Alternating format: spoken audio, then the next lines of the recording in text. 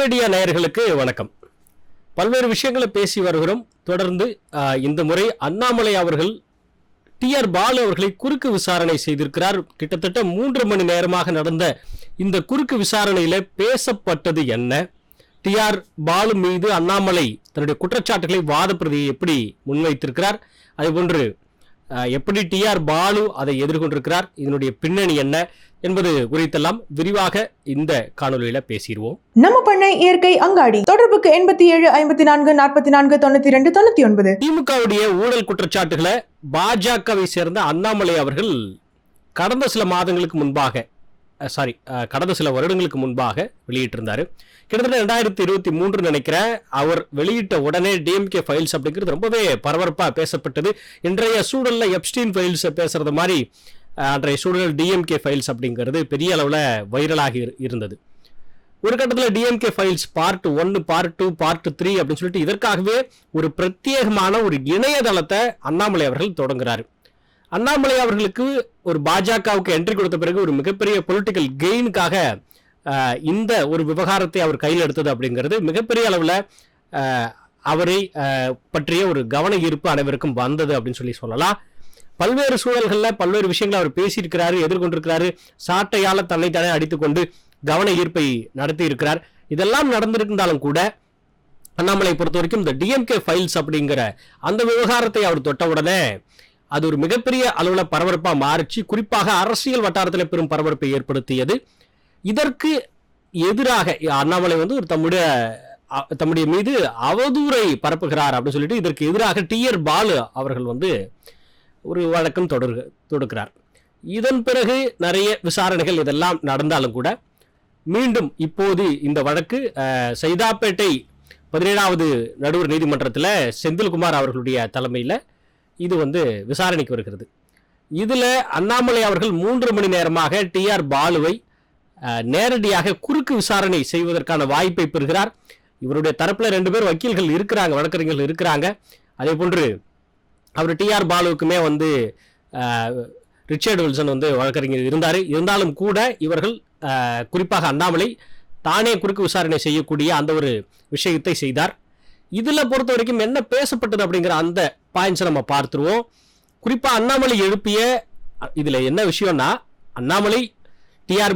பாலு மீது இந்த மாதிரி ஊழல் குற்றச்சாட்டுகளை முன்வைத்து டிஎம்கே ஃபைல்ஸ் அப்படிங்கிறத வெளியிடுகிறார்.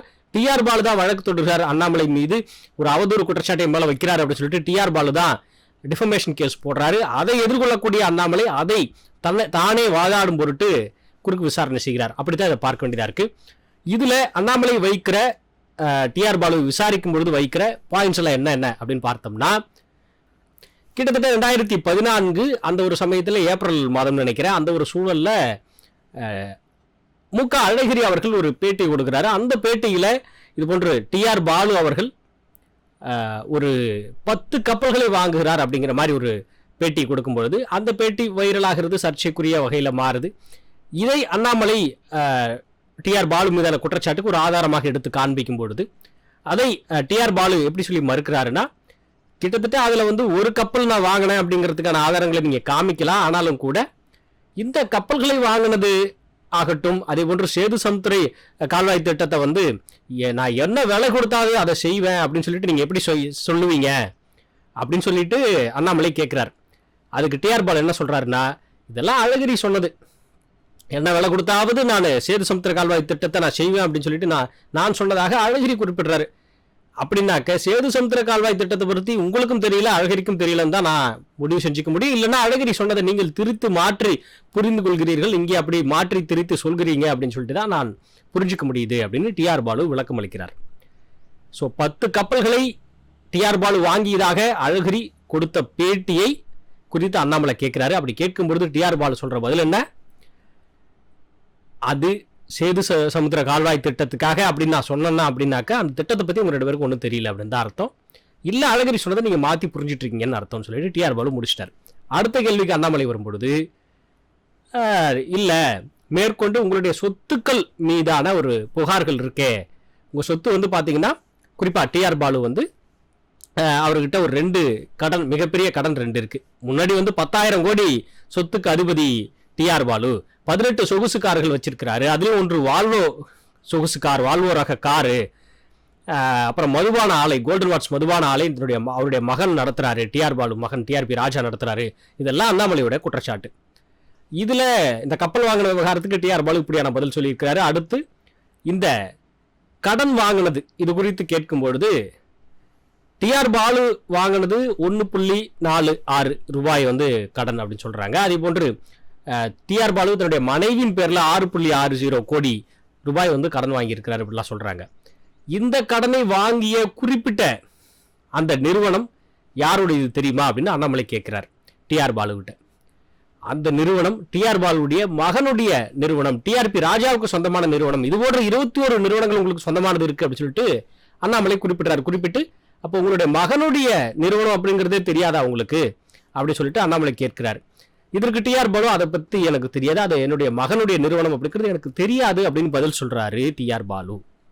இந்த ஒரு விவகாரம் தான் இந்த ஒரு வழக்கில் ரொம்பவே பரபரப்பாக பேசப்பட்ட ஒரு விவகாரம். அது மட்டும் இல்லாம மேற்கொண்டு அண்ணாமலையே திருப்பி ஒரு கேள்வி கேட்கிறாரு டிஆர் பாலு. சரி, என் மீது நான் ஒரு நிறுவனத்துல வங்கி மாதிரி ஒரு தனியார் பினான்ஸ் நிறுவனத்துல கடன் பெறேன், அந்த நிறுவனம் என்னுடைய மகனுடைய நிறுவனம், மகன் தான் உரிமையாளர்னு சொல்றீங்க, எனக்கு அதை பத்தி தெரிஞ்சுக்க வேண்டிய அவசியமும் கிடையாது. அதே சமயத்துல அந்த நிறுவனத்துக்கு தொழில் வரியை ரத்து பண்ணிட்டாங்க, ஜிஎஸ்டி கட்டாததுனால தொழில் வரி ரத்து செய்யப்பட்டிருக்கு. அது அந்த நிறுவனத்துடைய ஃபால்ட், அதற்கு எனக்கு எந்த சம்பந்தமும் இல்லை, என்னுடைய சைடு ஃபால்ட்டாக தான் நீங்க பேசுங்கிற மாதிரி டிஆர் பாலு சொல்றாரு.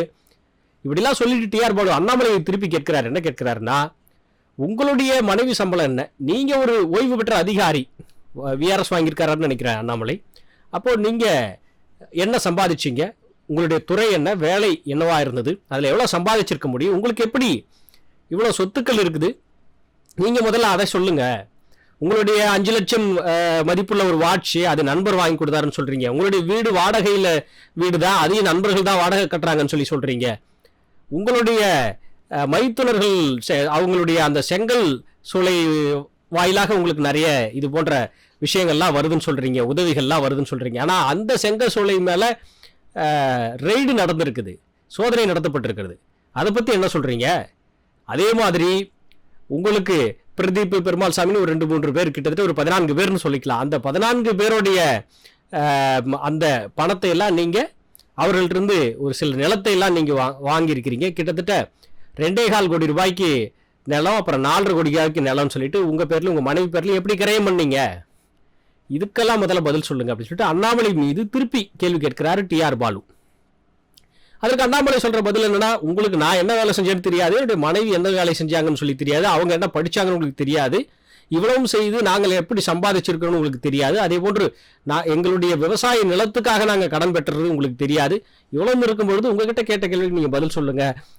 இதெல்லாம் என்னுடைய விஷயங்கள்லாம் நான் கரெக்டாக தான் வரி கட்டுறேன், எல்லாத்தையும் கிளீனாக தான் வச்சிருக்கிறேன், நீங்க பதில் சொல்லுங்க அப்படின்னு சொல்லிட்டு டிஆர் பாலுவை மேற்கொண்டு விசாரிக்கிறார் அண்ணாமலை. அப்படி விசாரிக்கும் பொழுதுதான் இந்த பாயிண்ட்ஸ் ஹைலைட் ஆகுது.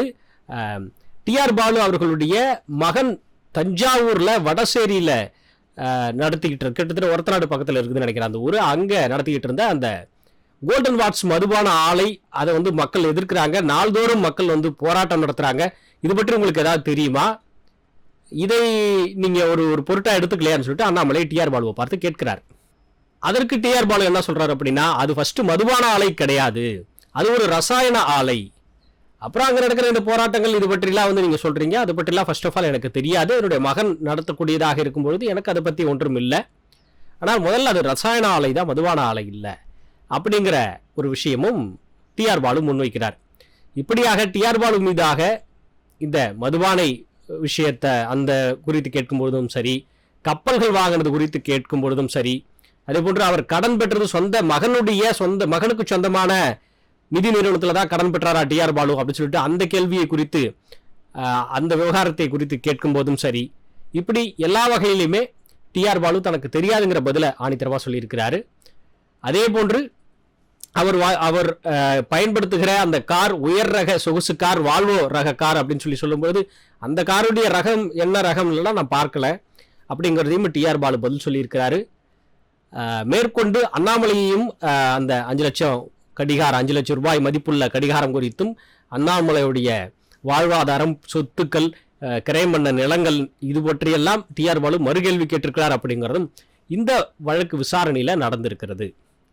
ஸோ டிஎம்கே ஃபைல்ஸ் அப்படிங்கிற பெயரில் தொடங்கப்பட்ட இந்த விஷயம் எங்கேயோ தொடங்கப்பட்டாலும் கூட திமுகவில் இருக்கக்கூடிய மிக முக்கியமான மந்திரிகள் மேலே ஏகப்பட்ட ஊழல் புகார்களை குற்றச்சாட்டுகளை அமலாக்கத்துறையும் சரி அண்ணாமலையும் சரி முன்வைத்திருக்கிறார்கள் அப்படின்னு சொன்னாலும் கூட அதில் டிஆர் பாலு அண்ணாமலை மீது வழக்கு தொடர்ந்தார். அந்த வழக்குடைய விசாரணையில் தான் இப்போ இப்படியான ஒரு குறுக்கு விசாரணை நடத்தக்கூடிய ஒரு விஷயத்தை அண்ணாமலை கையில் எடுத்து செஞ்சிருக்கிறார். இதில் அண்ணாமலை இந்த விவகாரத்தை முடிச்சுட்டு வந்து ஒரு பேட்டி அளித்திருக்கிறார். அந்த பேட்டியில் என்ன சொல்லியிருக்கிறாருன்னா, நான் டிஆர் பாலு மீது இவ்வளோ குறுக்கு விசாரணையை 3 மணி நேரம் டைம் எடுத்துக்கிட்டு நான் கேட்டேன். சாதாரண மனிதர்கள், சாமானிய மனிதர்கள் தங்களுடைய சொந்த பிரச்சனைகளை, வழக்குகளை இப்படி தங்கள்கிட்ட போதிய தரவுகளும் உண்மையும் நேர்மையும் இருந்தால் அப்படி விசாரிக்க முடியுங்கிறதுக்கு சாட்சியாக நானே இதை செஞ்சுருக்கேன். அதை வந்து எல்லாரும் செய்ய முடியும். அப்படியான அடிப்படையில் கேட்டிருக்கிறேன். இருந்தாலும் என் மீது சில அவதூறுகளை, குற்றச்சாட்டுகளை டிஆர் பாலு முன்வைத்திருக்கிறார். அவற்றை எதிர்த்து நான் வழக்கு போட போகிறேன் அப்படின்னு சொல்லிட்டு அண்ணாமலை ஒரு பதிவு செஞ்சிருக்கிறார். அது மட்டும் இல்லாமல் இந்த வழக்கு மார்ச் 10ஆம் தேதி ஒத்தி வைக்கப்படுகிறது. மேற்கொண்டு என்னுடைய ஹியரிங்ஸ் வந்து போகும்.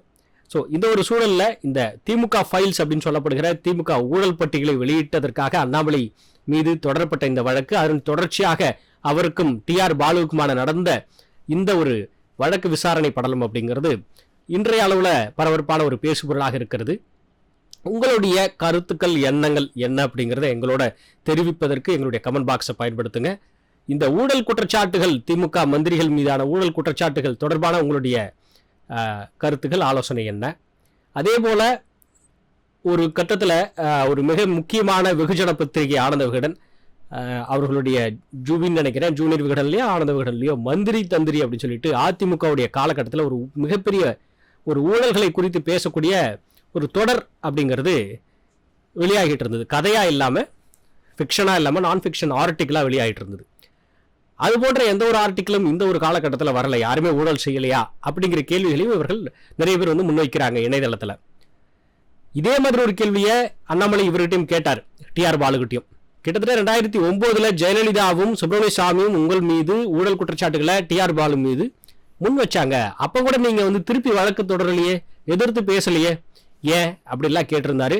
அதற்குமே டிஆர் பாலு ஒரு அறவேக்காட்டுத்தனமான கருத்துக்களுக்கு நான் ரியாக்ட் பண்ண வேண்டிய அவசியம் இல்லை அப்படிங்கிறதுனால மௌனமாக இருந்தேன் அப்படிங்கிறதையும் டிஆர் பாலு பதிவு செஞ்சிருக்கிறாரு. இப்படி இந்த மாதிரியான ஊழல் குற்றச்சாட்டுகள் குறித்தும் அவை குறித்த பேசுபவர்கள் குறித்தும் உங்களுடைய கருத்துக்களை எங்களோடு கமெண்ட் பாக்ஸில் பகிர்ந்துக்குங்க. மேற்கொண்டு இன்னொரு தருணத்தில் வேறொரு விவகாரம் குறித்து விரிவாக அந்த தரவுகளை பேசுவோம். தொடர்ந்து இணைந்திருங்கள். டிஎன் மீடியா சேனலை சப்ஸ்கிரைப் செய்து கொள்ளுங்கள். நன்றி.